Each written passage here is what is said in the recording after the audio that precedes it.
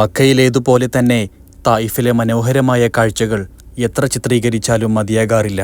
അത്ര മനോഹരമാണ് തായിഫിലെ ഭൂപ്രകൃതിയും അവിടുത്തെ കാഴ്ചകളും. ഇടയ്ക്കൊക്കെ എൻ്റെ സ്വകാര്യ ആവശ്യങ്ങൾക്ക് വേണ്ടി ഞാൻ തായിഫിൽ പോവാറുണ്ട്. എൻ്റെ പ്രിയപ്പെട്ട ഹാജിമാരുടെ കൂടെ മാത്രമേ ഞാൻ സെയ്രുൽ കബീർ വഴി യാത്ര ചെയ്യാറുള്ളൂ. സ്വന്തമായി ചെറുവാഹനത്തിൽ യാത്ര ചെയ്യുമ്പോൾ തായിഫിലെ ഹദാ ചുരം പാതയിലൂടെയാണ് ഞാൻ സഞ്ചരിക്കാറുള്ളത്.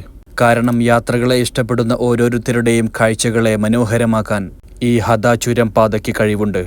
ഇന്നത്തെ എൻ്റെ യാത്രയെ മനോഹരമാക്കിയ ഒന്നാണ് റോസ് വാട്ടർ നിർമ്മിക്കുന്ന ഫാക്ടറി. ഫാക്ടറിക്ക് പുറകുവശത്ത് ഏക്കറുകളോളം പരന്നുകിടക്കുന്ന റോസ് ചെടികളുണ്ട്. അവയിൽ പുഷ്പങ്ങളൊന്നുമില്ലാത്തതുകൊണ്ടു തന്നെ ഞാനതൊന്നും ചിത്രീകരിച്ചിട്ടില്ല. ഈ കാണുന്നവയാണ് റോസ് പൂവിൽ നിന്നും റോസ് വാട്ടർ നിർമ്മിക്കുന്ന സജ്ജീകരണങ്ങൾ.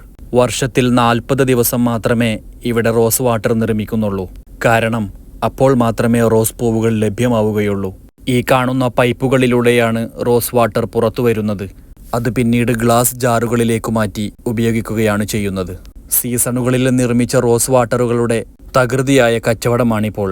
സീസണുകളിൽ ഇങ്ങോട്ട് വരികയാണെങ്കിൽ ഇതൊക്കെ നേരിൽ കാണാൻ കഴിയും. റോസ് വാട്ടറിൻ്റെ അതിമനോഹരമായ കാഴ്ചകളും കണ്ട് ഞങ്ങൾ അവിടെ നിന്നും യാത്ര തിരിച്ചു. തായിഫ് ഏതു സമയത്തുമുള്ള ഒരു വിനോദസഞ്ചാര കേന്ദ്രമാണ്. കാരണം ഇവിടുത്തെ കാലാവസ്ഥ ഏതു നേരവും ശൈത്യം നിറഞ്ഞതാണ്. യാത്രയുടെ അവസാനത്തിൽ ചുരത്തിൽ നിന്നുള്ള മനോഹരമായ സൂര്യാസ്തമയവും കണ്ട് ഞങ്ങൾ പരിശുദ്ധ മക്കയിലേക്ക് യാത്ര തിരിച്ചു.